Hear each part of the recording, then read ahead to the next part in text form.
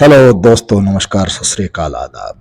आज फिर हाजिर है आपका होस्ट एंड दोस्त एक नई वीडियो के साथ। आप ये कहानी जरूर देखें और मेरे चैनल को सब्सक्राइब करें। यदि आप चाहते हैं कि आपका नाम भी वीडियो में लिया जाए तो कमेंट्स करके कहाँ से देख रहे हैं मुझे अपना नाम जरूर बताएं। हेलो दोस्तों, आज फिर हाजिर हूं मैं एक और नई कहानी लेकर। कहानी का शीर्षक है अनुभव की कंघी। रामधन नाम का एक पुराना व्यापारी था जो अपने व्यापारी और समझ के कारण दोनों हाथों से कमा रहा था। उसको कोई भी टक्कर नहीं दे सकता था। वो दूर दूर से अनाज लाकर उसे शहर में बेचता था। उसे बहुत सा लाभ कमा होता था और वो अपनी कामयाबी से बहुत खुश था। इसलिए उसने सोचा व्यापार बढ़ाना चाहिए और उसने पड़ोसी राज्य में जाकर व्यापार करने की सोची। दूसरे राज्य जाने के रास्ते का मानचित्र देखा जिसमें साफ साफ था कि रास्ते में बहुत बड़ा मरुस्थल है। खबरों के अनुसार उस स्थान पर कई लुटेरे भी हैं, लेकिन बूढ़ा व्यापारी कई सपने देख चुका था। उस पर दूसरे राज्य में जाकर धन कमाने की इच्छा प्रबल थी। उसने अपने कई किसान साथियों को लेकर प्रस्थान करने की ठान ली। बैलगाड़ियां तैयार की और उस पर अनाज लाद लिया। इतना सारा माल था जैसे कोई राजा का शाही सवारी हो। बूढ़े रामधन की टोली में कई लोग थे, जिसमें जवान युवक भी थे और वृद्ध अनुभवी लोग भी, जो वर्षों से रामधन के साथ काम कर रहे थे। जवानों के अनुसार अगर इस टोली में का नेतृत्व कोई नवयुवक करता तो अच्छा होता, क्योंकि यह वृद्ध रामधन तो धीरे धीरे जाएगा और पता नहीं उस मरुस्थल में क्या क्या देखना पड़ेगा। सब कुछ नौजवानों ने मिलकर अपनी अलग टोली बना ली और स्वयं का माल ले जाकर दूसरे राज्य में जाकर व्यापार करने की ठानी। रामधन को उसके चहेते लोगों ने इस बात की सूचना दी। तब रामधन ने कोई गंभीर प्रतिक्रिया नहीं दिखाई। उसने कहा, सबको अपना फैसला लेने का हक है। अगर वो मेरे इस काम को छोड़ अपना शुरू करना चाहते हैं तो मुझे कोई आपत्ति नहीं है, और जो भी उसके साथ जाना चाहता हो वो जा सकता है। अब दो अलग व्यापारियों की टोली बन चुकी थी, जिसमें एक का नेतृत्व वृद्ध रामधन कर रहे थे और दूसरे का नेतृत्व नवयुवक गणपत कर रहे थे। दोनों की टोली में वृद्ध एवं नौजवान दोनों सवार थे। सफर शुरू हुआ। रामधन और गणपत अपनी अपनी टोली लेकर चल पड़े। थोड़ी दूर सब साथ साथ ही चल रहे थे कि नौजवानों की टोली तेजी से आगे निकल पड़ी और रामधन और उसके युवक साथी पीछे रह गए। रामधन की टोली के नौजवान इस धीमी गति से बिल्कुल खुश नहीं थे और बार बार रामधन को कोस रहे थे। कहते कि वो नौजवानों की टोली तो कब की नगर की सीमा लांघ चुकी होगी और कुछ ही दिनों में मरुस्थल पार कर लेगी, और हम सभी इस बूढ़े के कारण भूख से मर जाएंगे। धीरे धीरे रामधन की टोली नगर की सीमा पार करके मरुस्थल के समीप पहुंच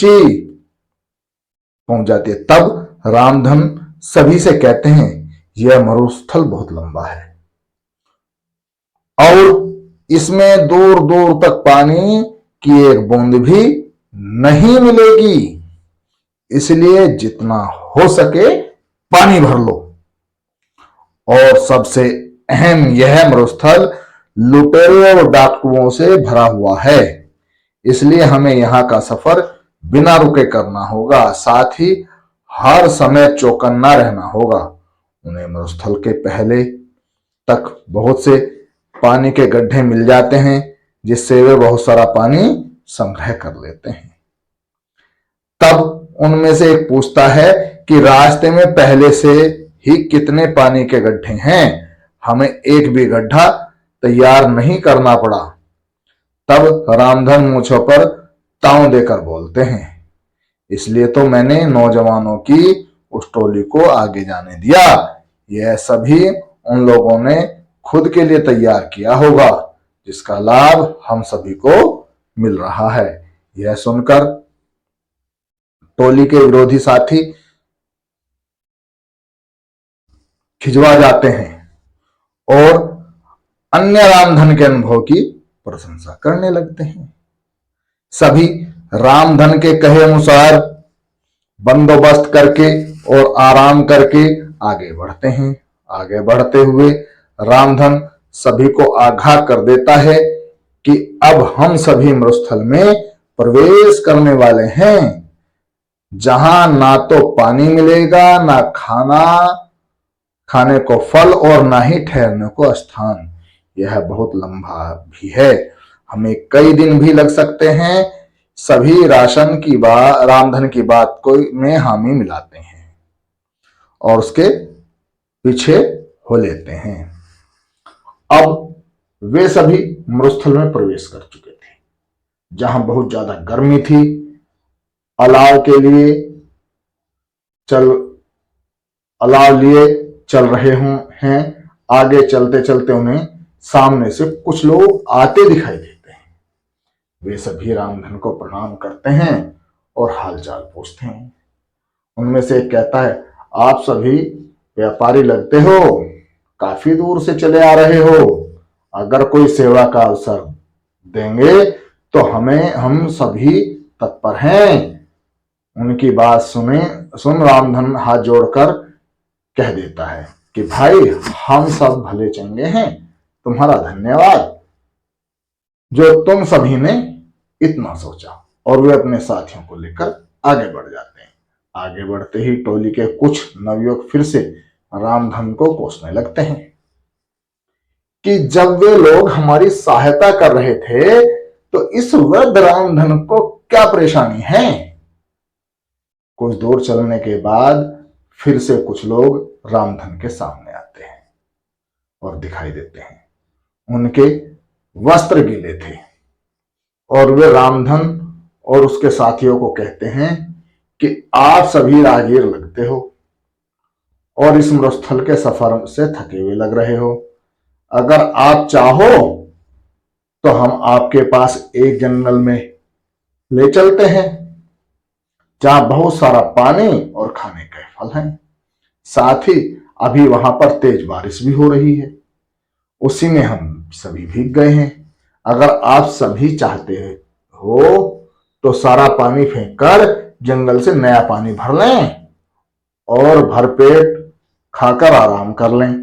लेकिन रामधन साफ ना कर बोला, अपने साथियों से जल्दी चलने को कह देते हैं। अब टोली के कई नौजवानों को रामधन पर बहुत गुस्सा आया और वे उसके समीप जाकर अपना सारा गुस्सा निकाल देते हैं और पूछते हैं कि क्यों वे उन भले लोगों की बात नहीं सुन रहे और क्यों हम सभी पर जुल्म कर रहे हैं। तब रामधन मुस्कुराते हुए कहते हैं कि वो सभी लुटेरे हैं और हमसे अपना पानी भिखवाकर निसहाय करके लूट लेना चाहते हैं और हमें यहीं मरने छोड़ देना चाहते हैं। तब वे नवयुवक गुस्से में दांत पीसते हुए कहते हैं कि सेठ जी, तुम्हें तो ऐसा क्यों लगता है सब। तब रामधन कहते हैं कि तुम खुद देखो, इस मरुस्थल में कितनी गर्मी है। क्या यहां आसपास कोई जंगल हो भी सकता है। यहाँ की भूमि इतनी सूखी है, दूर दूर तक बारिश ना होने का संकेत देती है। यहाँ एक परिंदे का घोंसला तक नहीं तो फल फूल कैसे हो सकते हैं। और जरा निगाह उठाकर ऊपर देखो, दूर दूर तक कोई बारिश के बादल भी नहीं है, ना ही हवा में बारिश की ठंडक है, ना ही गीली मिट्टी की खुशबू है। तो कैसे उन लोगों की बातों पर यकीन किया जा सकता है? मेरी बात मानो, कुछ भी हो जाए अपना पानी मत फेंकना और ना ही कहीं भी रुकना। कुछ देर आगे चलने के बाद उन्हें रास्ते में कई नरकंकाल और टूटी फूटी बैलगाड़ियां मिलती हैं। वे सभी कंकाल गणपत की टोली के लोगों के थे। उनमें से एक भी नहीं बचा था। उनकी ऐसी दशा देखकर सभी रोने लगते हैं, क्योंकि वे सभी उन्हीं के साथी थे। तब रामधन कहते हैं कि जरूर इन लोगों ने तुम्हारे जैसा ही इन लुटेरों को अपना साथी समझा होगा, और इसका परिणाम यह हुआ कि आज उन्हें अपने जीवन से हाथ धोना पड़ा।